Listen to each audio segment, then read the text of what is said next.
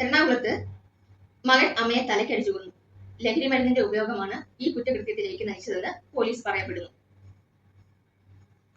എന്താല്ലേ, ലഹരി മരുന്നുമായി ബന്ധപ്പെട്ട് നിരവധി വാർത്തകളാണ് ദിനം പ്രതി നമ്മളെ കടന്നുപോയിക്കൊണ്ടിരിക്കുന്നത്. ഇന്ന് ലഹരി മരുന്നിന്റെ ഉപയോഗം യൗവനവും കടന്ന് കൗമാരവും കടന്ന് കുട്ടികളിലേക്ക് എത്തിപ്പെട്ടിരിക്കുകയാണ്. അത് നമ്മുടെ കുട്ടികളുടെ അരികിലെത്താനും അധികം ദൂരെയല്ല.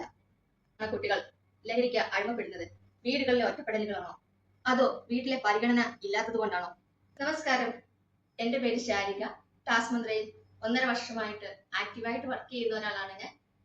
സുരക്ഷിതമായ ബാല്യം, ലഹരി വിമുക്തമായ ഭാവി എന്ന സബ്ജക്റ്റുമായി ഈ വരുന്ന തിങ്കളാഴ്ച കൃത്യം 7 മണിക്ക് ഒരു വെബിനാറുമായി ഞാൻ നിങ്ങളുടെ മുന്നിലേക്ക് എത്തുകയാണ്. ഒരു മനോഹരമായ വാക്കുണ്ട്, മയക്കുമരുന്ന് എനിക്ക് പറക്കുവാൻ ചിറകുകൾ തന്നു, പക്ഷേ എന്റെ നീലാകാശത്തെ അത് കവർന്നെടുത്തു.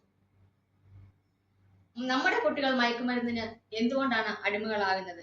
ഇതിൽ മാതാപിതാക്കൾ ശ്രദ്ധിക്കേണ്ട കാര്യങ്ങൾ എന്തൊക്കെയാണ്? ഇതൊക്കെ നമുക്ക് തിങ്കളാഴ്ച കൃത്യം 7 മണിക്ക് അറിയാം.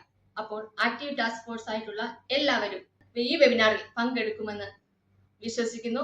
അപ്പൊ മറക്കണ്ട, തിങ്കളാഴ്ച കൃത്യം 7 മണിക്ക് സ്റ്റേ ട്യൂൺ.